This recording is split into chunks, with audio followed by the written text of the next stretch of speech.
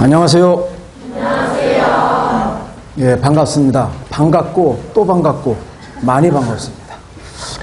이렇게 매년 이렇게 진행하고 있는데 어제부터 벌써 이렇게 한 해가 가고 또 내년 준비하면서 이렇게 또 그 시험이 이제 마지막으로 다 끝났고 내년을 준비한 또 시험이 되는 시즌이 왔습니다. 그래서 동영상을 보시던 실강을 하시던 간에 여러분이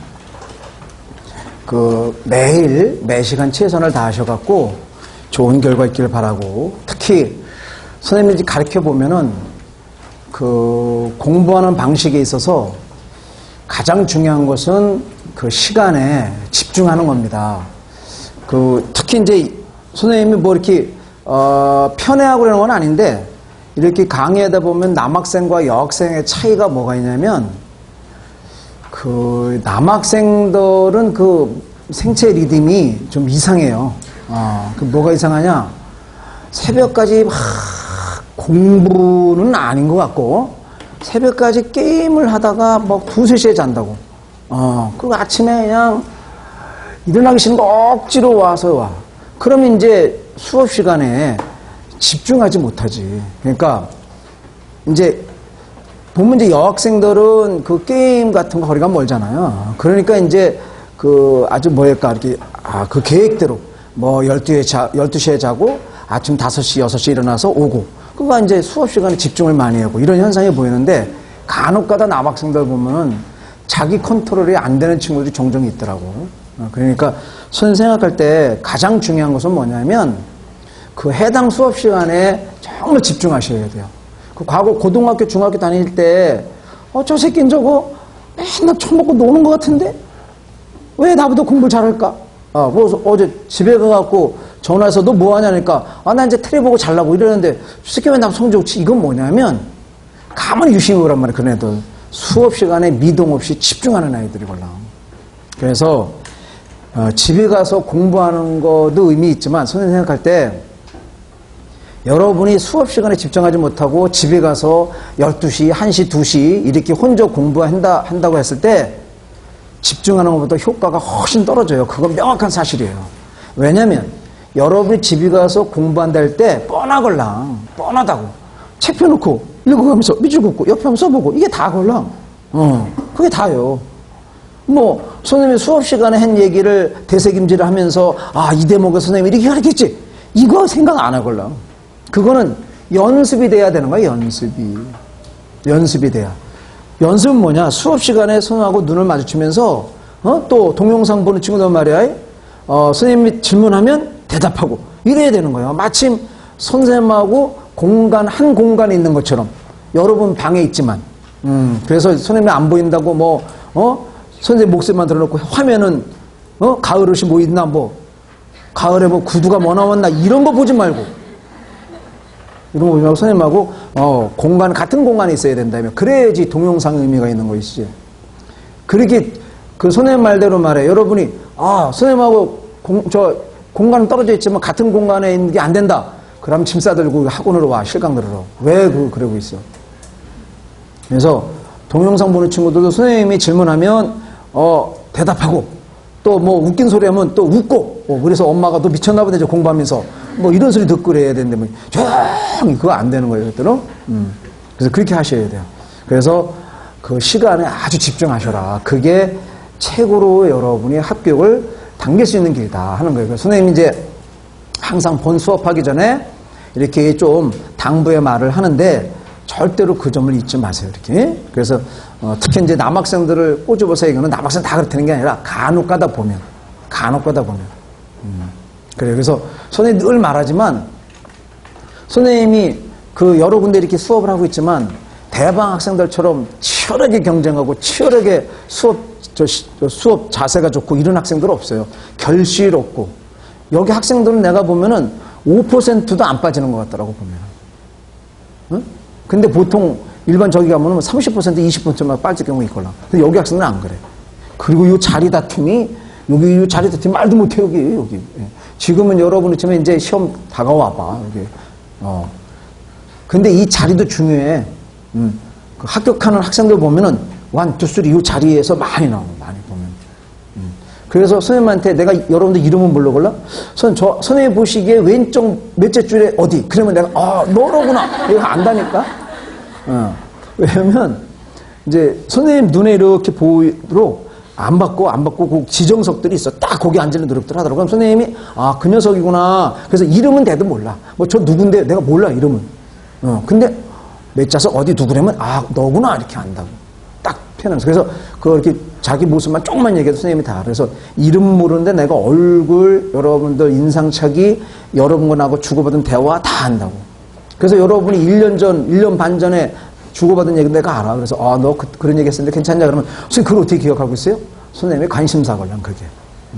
그래서, 여기서 이제 내가 이름까지 외워주면 금상첨화인데, 안 되라고. 김부식도 생각이 가끔가다 안 나는데, 최치원도 생각이 안 나고 가끔 가다가. 근데 뭐 여러분들 이름이 어떻게 생각이 나겠어요?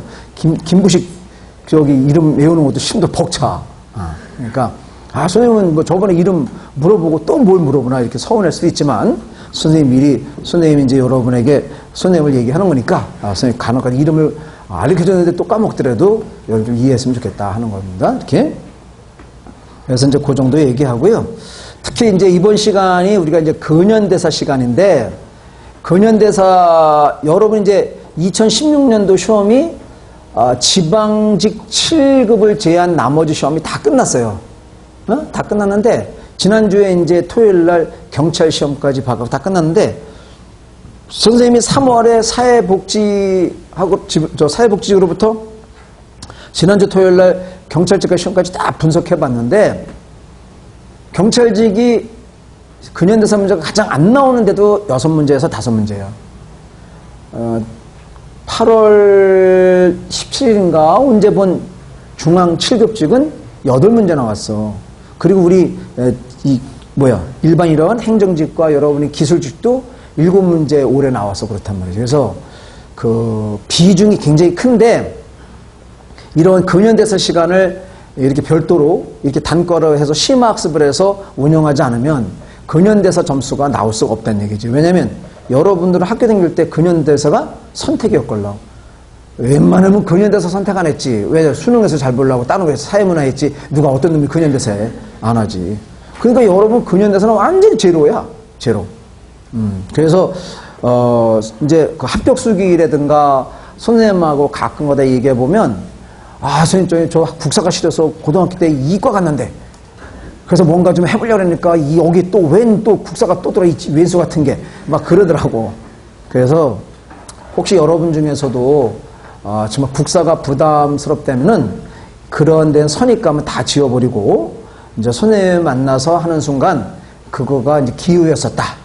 잘못된 그러한 염려였었다. 그런 걸 느끼게 된다고. 그래서 단 국사에 대한 두려움을 선생님이 해결해 주는데, 해결해 주고 야중에 시험 볼 때 같아서는 웬만하면 가장 효자 과목으로 둔갑시켜 주는데, 그것은 선생님의 프로그램에 잘 쫓아와야 돼. 프로그램이 뭐냐면은 이렇게 오전에 근현대사하고 오후에 전근대사 하는데, 오후반 전근대사에서 근현대사를 안 하긴 안 해. 하는데 4시간 내지 5시간 한다고. 즉 정리해서 말하면 3개월에 오전에 3개월에 할 분량을 기본반에서 오후에 5시간에 끝내준다고. 그게 강의겠냐고. 그게 강의요? 안 했으면 없지. 왜? 여러분 중에서 피치 못할 사정으로 오전에 들을지 못한 사람도 있단 말이야. 그럼 그 사람들에게 안 해주면 못되잖아. 그래서 피치 못할 사정으로 기본반에서만, 즉 오후반에서만 근현대사 5시간 듣는 친구들에게는 이렇게 거의 찍기. 그러니까 요런 거 나옵니다 하고 이렇게 하고 하지. 그래서 여러분이 그 기본반에서 선생님한테 그 듣다가 그 근현대사 들을 때 그 전근대사하고 이렇게 수업 질이 다르냐고. 다를 수밖에 없지. 5시간에 다 해주는데 이 학원을. 그래서 여러분이 그 선생님이 실강을 못 듣는 친구들도 반드시 동강이라도 근현대사를 꼭 수강해서 들어야 여러분이 국사 점수를 제대로 맞을 수 있다 하는 거예요. 그래서 3박자가 맞아야 돼. 기본반에서 전근대사 충분히 하시고, 오전반에서 근현대사 충분히 하시고, 문풀 들으시고, 그리고 이제 선생님은 여러분이 아시다시피 매일 그날 일일 그 문제가 나간다고. 그거 충실히 해주고. 그 집에 가져가는 거 아니야? 오전에 9시 반부터 저녁에 6시 10분까지 있는 동안에 그건 다 해결해야지. 집에 가서 영어해. 국어하고. 그리고 요즘 보니까 그 전공 점수도 잘 안 나오대. 그 불합격한 애들 보면은 의외로 전공이 복병이더라고. 그러니까 여러분이 그 전공도 좀 신경 써야 되겠다 보니까. 그래서 저는 근데 나머지 5과목 중에서 국사가 가장 문제라고. 그 염려하지 말고 일단 집에 가서는 여러분 영어 같은 거 이렇게 좀 많이 하세요. 이렇게. 집에 가서 한국사 하면은 안 돼. 그래서 그러면 한국사 언제 하냐고. 선생님이 할 때가 있어. 이제 이때쯤은 이제 한국사 집에 가서 좀 하자 이럴 때. 그래서 아직은 때가 아니니까 집에 가서는 영어 충분히 하라 이런 얘기입니다. 이렇게. 그러한 좀 당부의 말씀을 드리고 바로 이제 수업 시간으로 이제 들어가도록 하는데, 여러분 이제 근현대에서는 선생님이 판서를 많이 해줘요. 아주 세분해서. 그러니까 근현대사 시간에는 서브노트 갖고 오는 거 아니야? 책하고 노트를 갖고 와야 돼. 책하고 노트. 이렇게. 자, 그래서 우리가 항상 이제 한국사를 배울 때는 그 시대 성격을 구분해야 된다고. 시대 성격을 갖다가 개념을 재야 되는데, 우리가 이번 시간에 배워야 될 시대가 근대 시대, 근대 사회라고 하는 거야. 그러면 그 근대라고 하는 사회는 선생님이 여러분을 이제 가르칠 때 어느 사회, 어느 국가, 뭐 이렇게 이제 똑같이 이러한 것을 이제 시대마다 다를 거 아니야, 그지? 삼국시도 있고 고려도 있고 조선도 있고, 그렇지? 대한민국도 있고. 그런데 시대마다 나라 이름은 다르지만 우리가 배워야 될 과제는 테마는 똑같아. 정치, 경제, 사회, 문화, 요거 배우는 거야, 요거. 시대마다 요런 내용이 조금씩 달라지는 거지. 이 안에 내용이 조금씩 달라지는 것이지, 우리가 요 주제는 똑같다. 고려 때도 요거 배우고, 조선 때도 요거 배우고.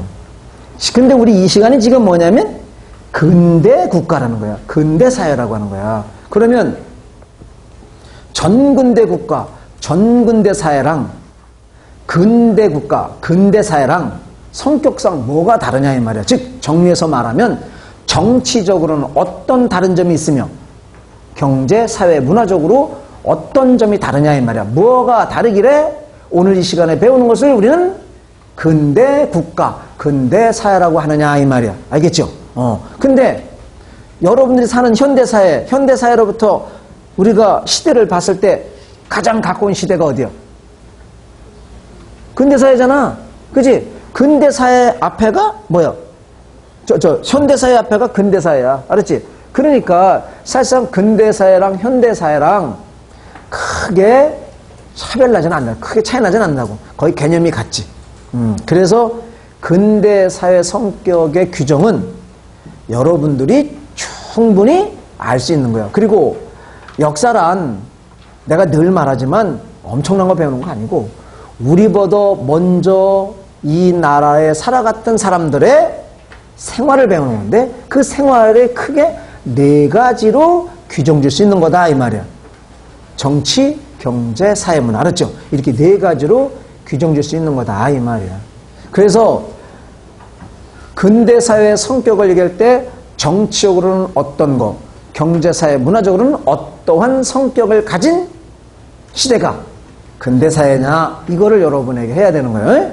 그래서 여러분에게 이제 우리가 근대사회에 여러분이 이제 그래서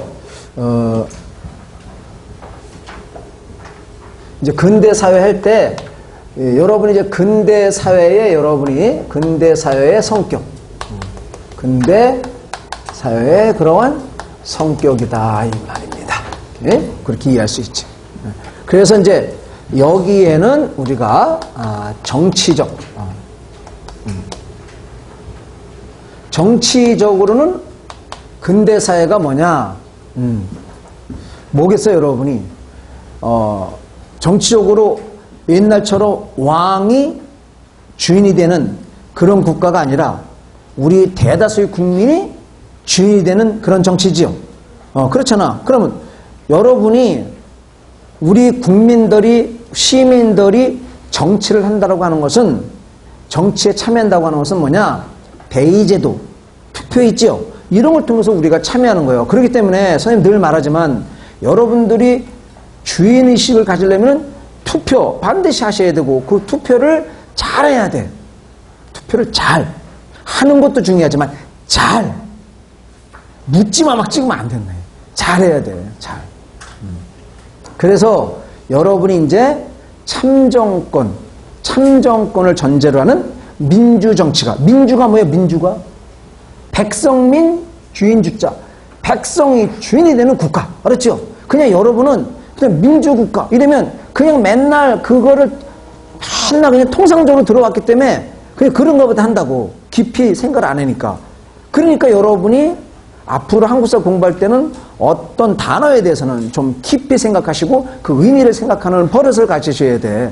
그냥 우리는 지금까지 그 선생님들이 학교에서 뭐 구체 설명 안 하고 그냥 통념으로 썼다고. 그러다 보니까 잘 모르는데 그런가 보다 이렇게 넘어오는 거예요. 그런가 보다 한 10년 가다 보니까 모르고도 그런가 보다 이렇게 된다. 그래서 참정권, 우리 투표권 그걸 행사해서 우리가 백성들이 주인이 되는 국가 그런 민주국가를 갖다가 실현하는 게 정치적으로는 근대국가다. 그래서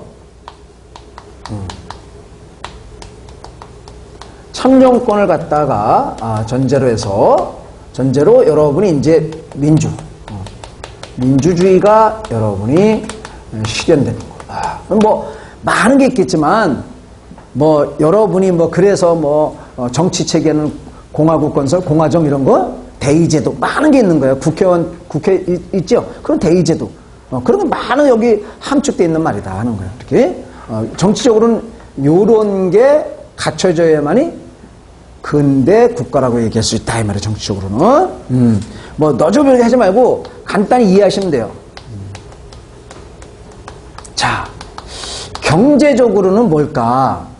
경제적으로는 우리가 옛날 조선시대다 고려시대는 경제활동이 단조로웠어? 다양했어? 단조로웠지? 주로 뭐 했어? 그래 농업했지 또 뭐. 그렇잖아 단조로웠잖아. 그렇게 더 있어 뭐 해? 예. 근데 근대 사회에 와서는 경제적으로 다양한 생산활동이지. 뭐 농업도 있고 그지?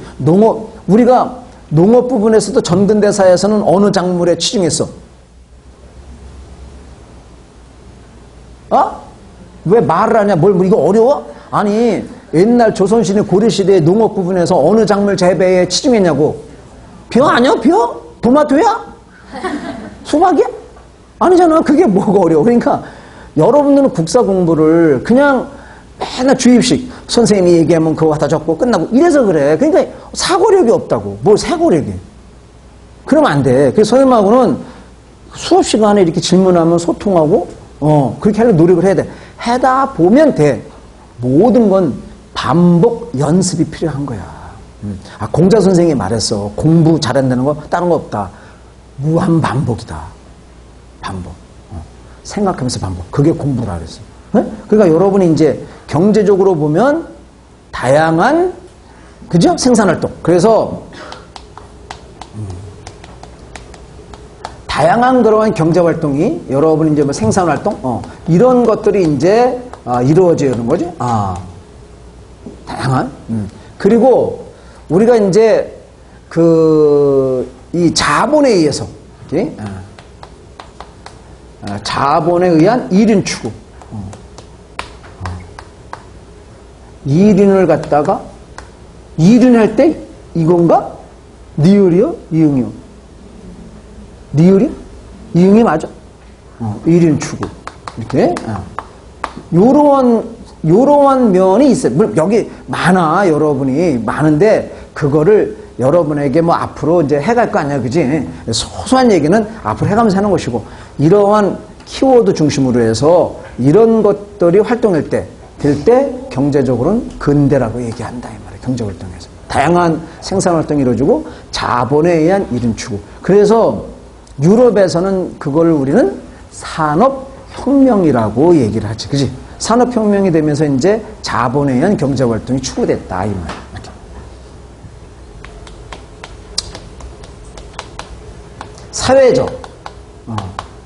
사회적으로는 신분제도, 계급제, 계급제도, 신분제도가 여러분이 소멸되고 폐지되고, 그죠? 바로 평등사회.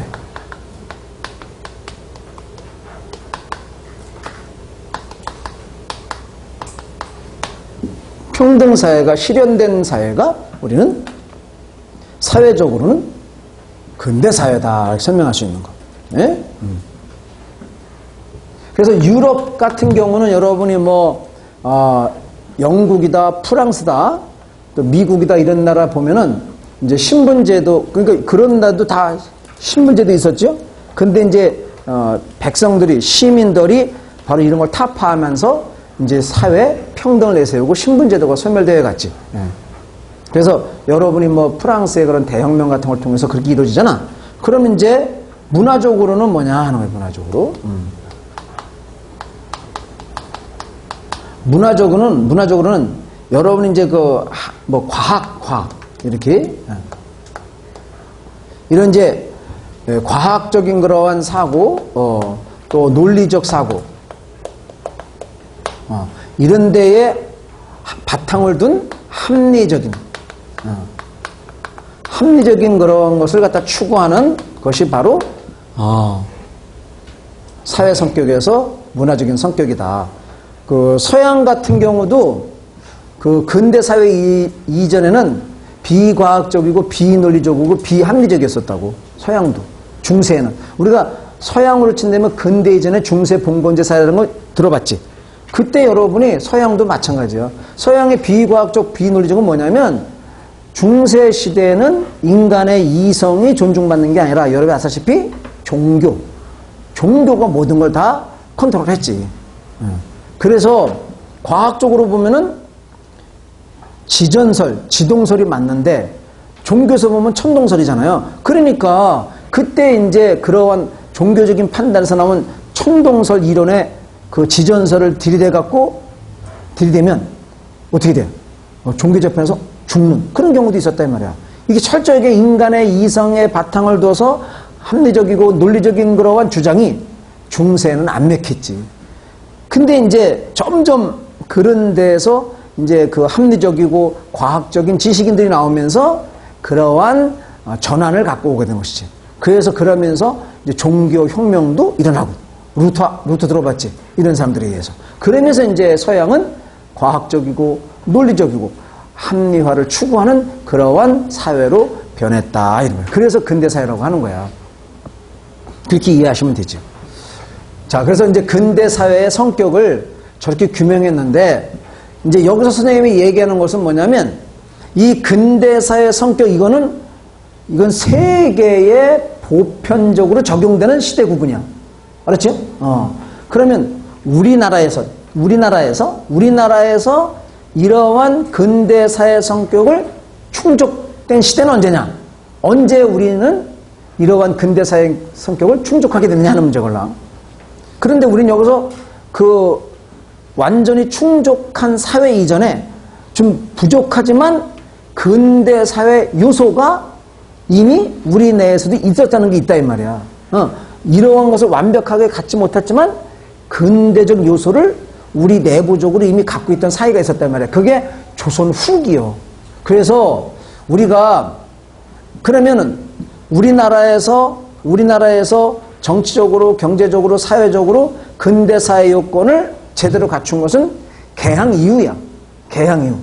그럼 문제는 뭐냐면 개항은 여러분이 아시다시피 1876년이걸요?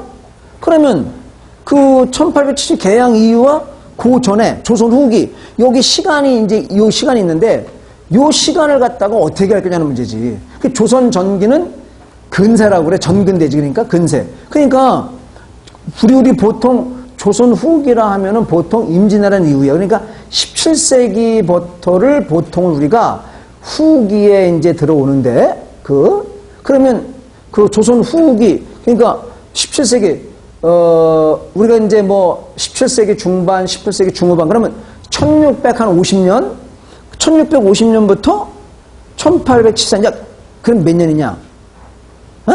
빼봐. 1650년에서 1870년 하면 빼면 얼마야? 약 대략 200년 되지. 그게 왜 안 돼, 그게? 그러니까 이 200년의 시간을 이거 무시 못 하잖아. 그래서 요 200년 요때에 우리는 서양처럼 완벽히 근대 사회를 갖지 못했지만 요 사이에 우리도 근대적인 요소를 안고 있다. 그래서 그 시기가 언제냐? 조선 후기다 이 말이야. 그래서 우리는 여기서 이제 조선 후기를 우리는 근대 사회의 태동기다. 근대 사회의 태동기다 이러는 거예요. 태동이 뭐요? 움직임이 있었다. 요소가 있었다 이 말이에요. 그런데 이제 아쉽게도 여러분이 이해할 것은 뭐냐면 아쉽게도 이 조선 후기에 정치적으로는 요소를 갖다가 그 태동을 없다 이 말이에요. 없다 이 말이에요. 정치적으로. 그러면 우리가 이렇게 없다라고 하는 이제 근거는 뭐냐면 조선 후기에 임진왜란 이후에 조선의 정치에서 참정권이라든가 이런 거는 그거 어디서 나오지 않았어. 의회라든가 그렇게 나오지 않았다고. 그런 주장도 없었어. 그래서 이제 여러분이 조선 후기는 기본반에서 자세히 배워요. 자세히 배우는데 여기서 이제 키워드 중심으로 간단하게 설명을 해야지. 조선 후기는 왜 없느냐? 참정권이라든가 어떤 그런 민주주의 같은 건 전혀 없다. 조선 후기의 정치는 바로 붕당 정치가 전개됐다. 전개되다가 또 탕평 정치로 이어졌고, 그리고 세도 정치. 이런 정치가 전개됐기 때문에 여기서 의회라든가 참정권 문제라든가 이런 건 전혀 없다. 그래서 정치적으로는 움직임이 요소가 없다 이 말이에요. 이제 나머지 문제는 경제적으로는 우리가 근대적인 요소가 있다 조선 후기에. 그 근거가 뭐냐 하는 거예요. 근거가. 그래서 조선 후기에 다양한 그래서 농업에 있어서는 상품 작물, 농업에서는 상품 그러한 작물을 재배했다. 상품 작물을 갖다 재배했다 이 말이에요. 조선 후기에 재배됐던 상품 작물 아시는 거 뭐 있어? 뭐가 있을까? 응? 인삼, 이런 것들, 인삼, 상품 작물 가장 대표적이잖아. 인삼 같은 거. 그리고 뭐 여러분이 그런 거 말고도 뭐 있어? 담배, 그지? 고추 많잖아. 그래서 이러한 상품, 농업에서 벼뿐만 아니라 이제 돈이 되는 데를 찾아갔다 하는 거야. 그리고 이제 뭐야? 다양한 생산을 통해서 숭업, 상업. 그래서 이제 상업에서는 자본에 의한 1인을 추구했다. 자본을 가지고 시중에 많이 팔릴 것 같은 상품을 미리 사재기해서 물가가 오르면 팔지. 그러한 조선 후기의 상인을 뭐라고 그래? 도고라고 그래. 도고, 도매상인. 알았지? 네. 그러니까 여러분이 그건 돈이 있어야 되는 거야. 여러분이 그 올해 배추가 이게 문제일 것 같아. 김장 배추가. 왜냐면 가물어서 저번에 너무나 더웠지. 그런 문제에다가 비가 안 와 요새. 그러니까 이게 지금 농촌에서 이 배추를 갖다가 뿌릴 수가 없다고 씨앗을. 그러니까 올해 김장김치가 손님 갈 때 배추가 많이 올리지 않을까 이렇게 생각한다. 그러면 이제 손님이 예를 들어서 올해 배추하면 돈 벌 것 같다. 그러면 손님이 시골에 이렇게 밭에 다니면서 여기 배추를 누가 지금 뿌렸는데 배추가 어느 정도 났다. 아, 요 배추는 요거 뭔가 상품 가치가 있을 것 같다. 그러면 배추가 크기 전에 거기서 농민에게 미리 그냥 확 도장 찍는 거지. 돈 주고. 이런 식으로 사재기 하는 것이지. 다. 근데 이제 이것이 맞아버렸어. 다른 데 배추는 안 되고 뭐 비가 나가고 다 죽고 그래갖고 배추 한 폭에 막 15,000원 하더라. 그럼 돈 버는 거지. 돈 버는 거. 지금 배추 한 폭에 10,000원 한다 그러더라고. 팔뚝만한 무가 4,000원 한대. 예. 그러니까 여러분이 그거 돈이 있어야 그 사재기가 가능하지. 그런 거를 갖다가 바로 도고상업. 이런 게 있다. 도고상업. 그리고 이제 그 수공업에 있어서도 단순히 이제 집에서 뭐 그냥 자기가 엄마가 옷을 꼬매서 입고 뭐 아버지가 그냥 낫 같은 거 뭐 쓰고 이런 게 아니라 이제는 그 아주 기업적으로 선대지 수공업. 그러니까 이제 기술자들을 딱 상인 자본가가 기술자들에게 돈을 미리 줘갖고 생산하지. 그래서 대량으로. 그걸 선대지 수공업이라고 해요. 그 여러분이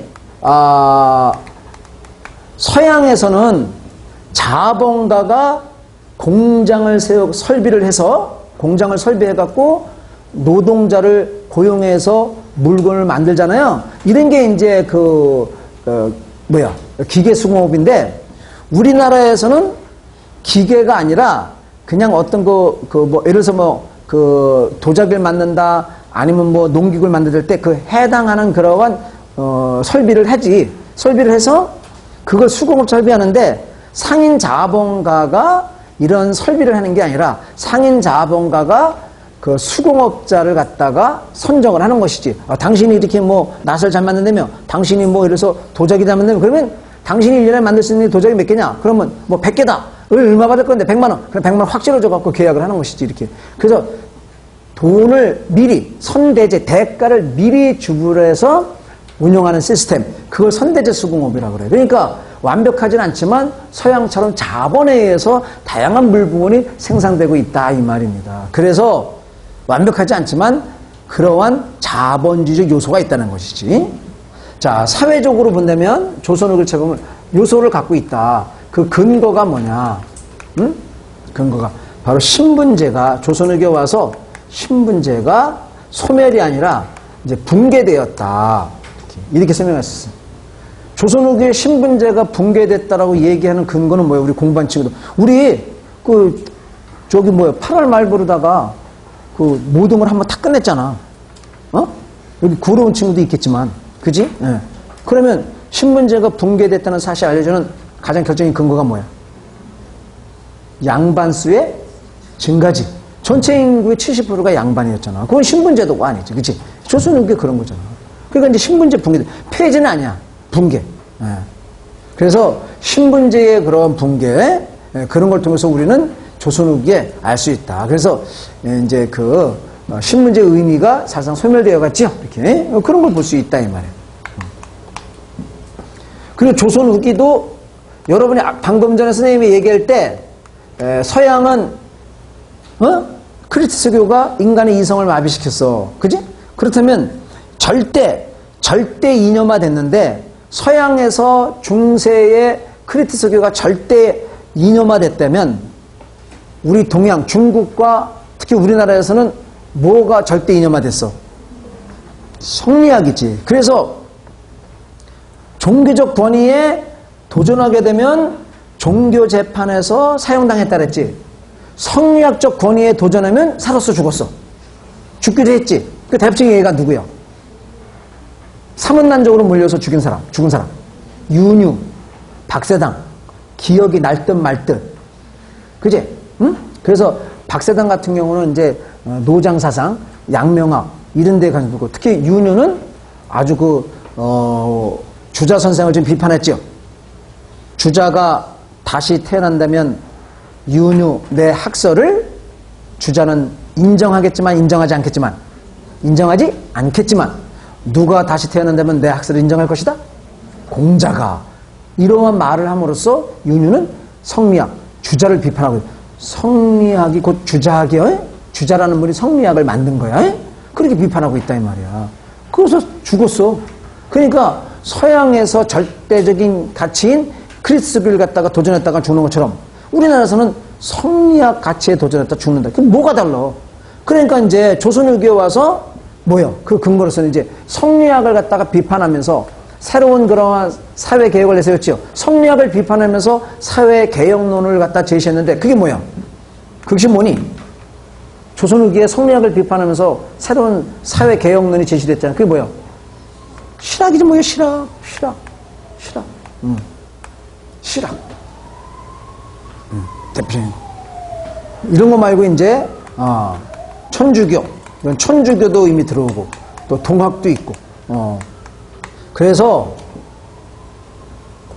요런 거로 봤을 때 문화적으로도 요소가 있다. 그래서 우리가 뭐 정치까지 있었다면 조선 후기를 근대 사회 이렇게 하겠지만 정치 없고 나머지도 이런 요소가 있는데 뭐 완벽하진 않으니까 그래서 근대 사회는 개념 못하고 근대 사회 움직임 갖고 있다. 요소가 있다. 이렇게 되는 거란 말이죠.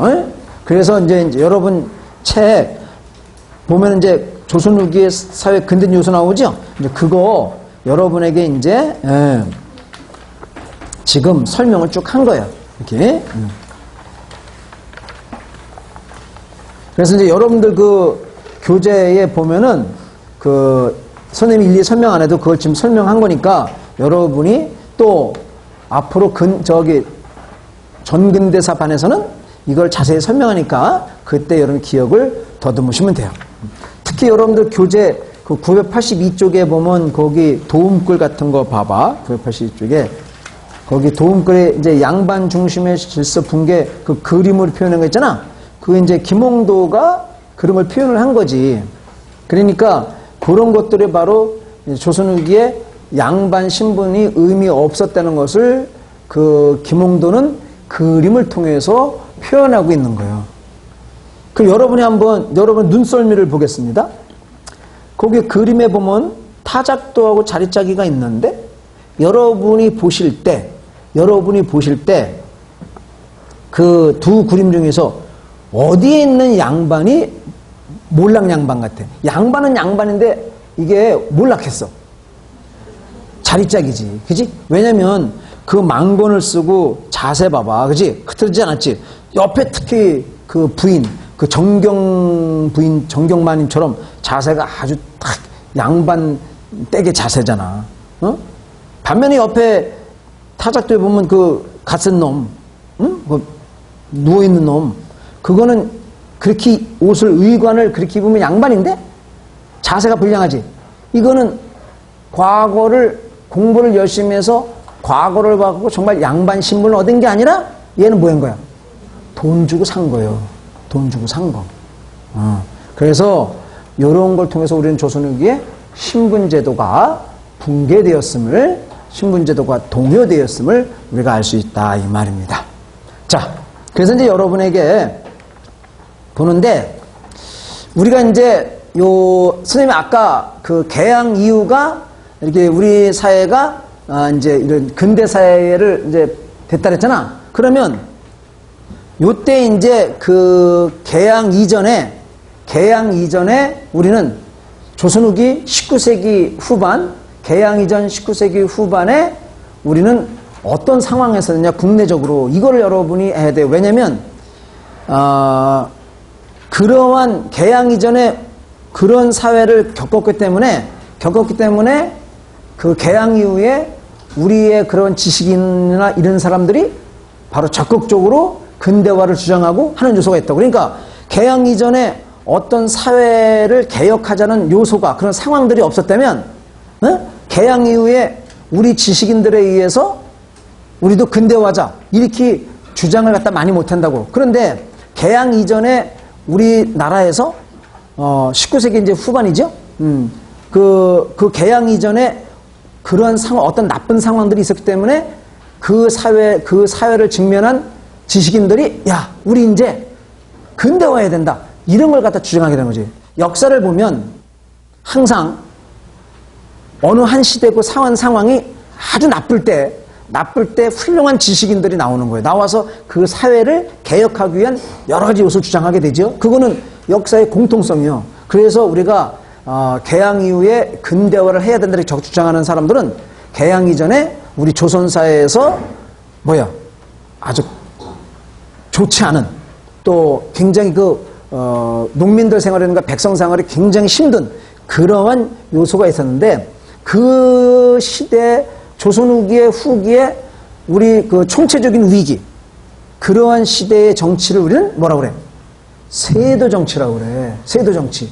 그래서 세도 정치를 겪고 또 이 세도 정치를 극복하는 과정에서 누가 나와? 개항 이전에 흥성군이 나온다고. 그래서 결국 흥성군의 정치는 바로 세도 정치의 그러한 여러 가지 문제점을 이제 나름대로 극복하려고 노력을 했던 것이지. 그래서 우리는 흥성군 때의 정치를 봄으로써 개항 이전에 우리의 조선 후기 상황을 어느 정도 가늠해 볼 수 있다. 그래서 흥성군이 근대 정치를 한 사람은 아니야. 흥성군은 전거대 정치로 돌아간 사람이야. 그런데 왜 그 양반도 왜 근대적인 요소가 있다고 하는 그 양반 때 바로 정치적으로는 그렇지만 이미 그때 경제적으로 사회적으로 모든 것이 전 근대를 다 돌려놓을 수는 없는 상황이다. 그래서 우리는 개항 이전에 그런 상황에서 흥성군을 설정해서 배워야 된다 이 말이에요. 자, 그래서 여러분이 이제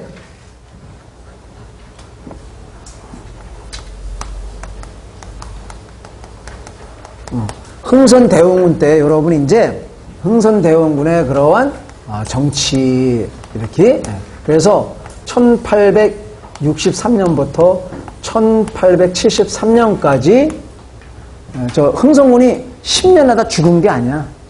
죽은 게 아니고 이제 그 권력에서 하야했지. 그래서 흥선군의 이러한 정치를 갖다 여러분이 좀 보셔야 돼요. 그래서 우리가 흥선군의 정치를 내용을 알려면 흥선군이 집권하기 이전에 어떠했는가 그거를 알아야 자연스럽게 흥선된 정치를 알 수가 있지. 그렇잖아, 그지? 왜냐면 역사는 또 똑같은 거야. 여러분이 이제 내년에 내년에 아주 희망찬 대통령 선거잖아요? 내년에? 네. 희망찬 대통령 선거 날인데, 여러분이 그러면은 만약에 누가 대통령이 되려면 뭐 해야 돼? 박근혜 정권 5년 동안에 가장 문제가 된 거 있지? 이 문제가 된 거를 갖다가 비판하면서, 비판 갖고는 안 되지. 그거를 대안을 정확히 제시해야만이 국민들에게 메시지를 줘야만이 될 수 있지. 우리나라에 보면은 그런 게 부족하잖아. 그런 게. 그러니까 선생님 볼 때 박근혜 정부 5년 동안에 가장 문제점은 뭐냐면 바로 컨트롤 타워가 붕괴됐다는 것이지. 어떤 나라에 큰 문제가 생겼을 때, 그지? 메르스니, 세월호니, 요즘에 또 한진 택배요. 그거? 한진 택배가 아니라 뭐냐고. 한진 배 있잖아. 그거 봐봐. 오늘 뉴스 보니까 국가가 2천억 지원해주래. 이게 하도 국민 세금이 완전히 웃긴 거 아닙니까? 그게 제대로 되려면 대한항공 이게 조진호. 아니, 그러면 대한항공과 압류 잡고, 전부 다가 회사, 회장들 전부 다 재산 감 잡아갖고 팔아갖고 해야 되는데, 그런 게 안 돼. 그러니까 우리나라의 이게 기업들이 이게 도덕적으로 많이 해야겠다고 이렇게 막, 돈 끌어다가 막 예양 불려놓고 한 다음에 자기 돈을 많이 만들어 놓은 다음에 비자금 만들고 그러는 것에 모르면 빵 터트리는 거예요. 그러면 국가 세금으로다가 또 메꿔주고 그러니까 이게 보통 문제가 아니라니까. 그러니까 이 세금은 내년에 이제 예산이 400조가 넘어 드디어. 그러니까 뭔가 잘못된 돈을 구멍을 막아야 되는데 그런 건 막지 않고 그거보다는 그냥 세금 걷는 게 쉬우니까. 그러니까 소주값 올리고 담배값 올리고 고등어값 올리고 새우깡값 올리고 그럼 되는 거야. 얼마나 쉬워 세금 걷기. 고민을 안 해. 고민을. 그럼 왜 국가가 있는 거야? 왜 장관이 있고 왜 대통령이 있고 왜 세무공무원이 있냐고. 그런 걸 정말 해서 정말 국민 세금이 허투루 빠지는 게 없는 걸 봐야 될 거 아니야. 그래야 될 거 아니야. 그래야지. 여러분이 국채은행 산업은행 같은 데서 여러분이 대운이 무는데 막 몇억씩 쏴줬다고. 그거 다 국민 세금이에요. 그거 환수가 안 되잖아, 환수가. 어? 그러니 그 서민들 담배값 올리고 소주값 올리고 이러고 있는 거예요. 얼마나 걷기 쉬워. 걷기 쉽지, 그까이 거.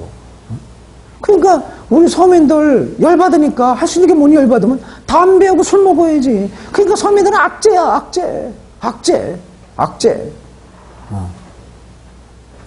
그게 얼마나 웃긴 정보예요. 어? 서민들은 에어컨 틀지 말라. 누진세 확 먹이니까. 이 더워서 그냥 땀 띠면서 죽어라 이 말이야. 누진세 확 적용할 테니까. 그 얘기 아니야.